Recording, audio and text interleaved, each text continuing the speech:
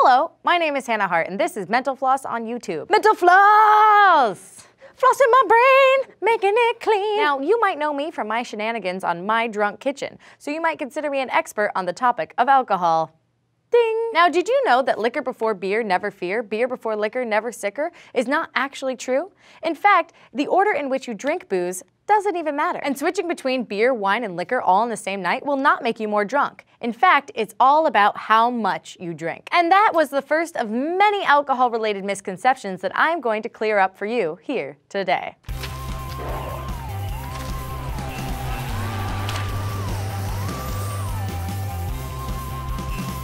Now, many believe that once you break the seal by urinating once during a night of drinking, it increases the number of times you'll have to go to the bathroom throughout that night. Now, obviously, this is not the case. There is no seal. If there is, you should get that looked at. Alcohol is a diuretic, so it is going to make you have to pee a lot. Breaking the seal has nothing to do with it.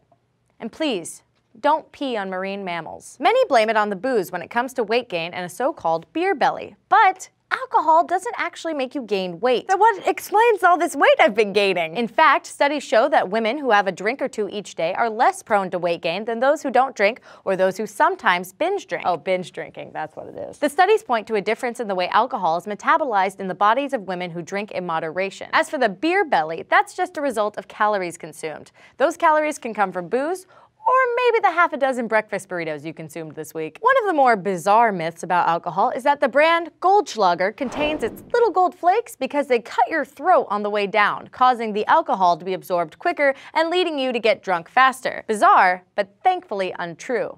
Those gold flakes are just a result of a happy little leprechaun that works in the factory. And while we're on the good news, there is no worm in your tequila.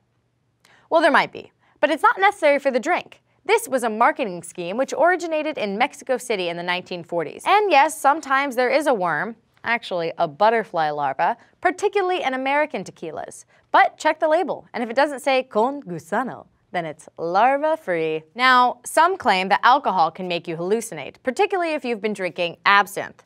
But absinthe just has a high alcohol content. Hallucinogen? Not included. This myth has historical origins, but it is now believed that early absinthe-related hospitalizations were due to alcoholism, not hallucinations. Sucking on a penny will not help you pass a breathalyzer test. This myth came from the belief that copper somehow conceals the alcohol and fools the breathalyzer, which, first of all, isn't true. Plus, a penny is only about 2% copper. Here are some other things that won't work: mints, batteries, protein, and cigarettes. Here's a tip. If you feel as though you'd need assistance passing a breathalyzer test, don't get behind the wheel of a car. Or a golf cart, Bill Murray. Alcohol doesn't improve your performance in bed. Additionally, it may be more of a challenge to arouse and reach orgasm because a lot of alcohol dulls body sensation. In men, alcohol affects blood flow to the penis, which limits their abilities. Now, some claim that despite blacking out from binge drinking, all of their memories from the blackout came back to them in a flash. According to studies, these are actually false memories. Blackouts cannot be recalled. The lines on the popular red Solo cup do not exist for alcohol measuring. The company has claimed time and time again that the lines on their cups were not placed for alcohol measurement. Many believe that diet soda and alcoholic drinks doesn't get you drunk. But in fact, diet soda causes the body to absorb alcohol quicker, making you drunker faster than you would have been had you mixed it with regular soda. On the other side of the spectrum, people claim that combining energy drinks with alcohol makes you drunker.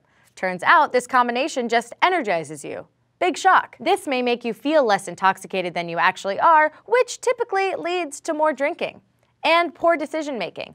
And maybe you climbed that scaffolding that one time, and then now your friends call it toxic jock syndrome. Do you think that tequila makes you happy, wine makes you sad, or whiskey makes you angry? There is no evidence that the type of alcohol you're drinking can make a different type of drunk. Studies show that the number of drinks and speed of drinking have a much greater effect on your mood than what you happen to be drinking. There is also no scientific evidence that alcohol causes you to tell the truth, though many experts believe that there is often a connection between drunk claims and sober thoughts. But the jury is still out on this one. It's a misconception that eating a big meal before drinking keeps you sober. Eating does help with the absorption of alcohol in your body, but it delays rather than restricts alcohol from going into the bloodstream. Because of this slow absorption, though, eating a big meal before drinking does help reduce the severity of a next day hangover. Not so much the case with eating a big meal after drinking. but we'll get to that. Many believe that a nice nightcap before bed helps you sleep. While the drink can help you go to sleep faster, the alcohol makes it so you spend less time in REM or deep sleep. So people who've been drinking tend to sleep lighter and wake up earlier. This fact has solved all the riddles I've been wondering about why my sleep is so poor. Many believe that taking Tylenol before bed after a night of drinking prevents a hangover. But any acetaminophen medicine should not be mixed with alcohol. If you feel the need to take something, go with ibuprofen. But that still won't necessarily prevent your hangover. You can't cure a hangover by drinking more. That just prolongs the hangover. The phrase hair of the dog, in reference to having a drink the next day after a heavy night of drinking the night before, comes from the belief that if you add the hair of a dog that bit you into your medicinal potion, you can drink it and get better, and you won't have rabies. Or herpes. You'll still have herpes. You can't cure a hangover with coffee. The alcohol has already dehydrated you, so adding coffee, another diuretic, only further serves to dehydrate your poor, desperate body. So here we are at the end. Let's talk sobering up. The only way a person sobers up is over time. So if you've already been drinking, the following will not work: cold shower, exercise, fresh air, coffee, and food. Thank you for watching Mental Floss on YouTube, made with the help of these lovely people. He looks great. She lost all the baby weight. I know that guy. Dad? Every week we endeavor to answer a mind-blowing question from the comments.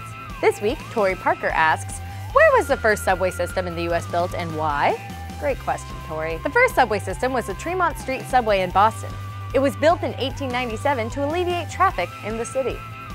The city of Boston, Massachusetts, America, Earth. My name is Hannah Hart, and if you're in the mood for more inspirations and libations, check out my YouTube channel here. Thanks again for watching, and DFTBA.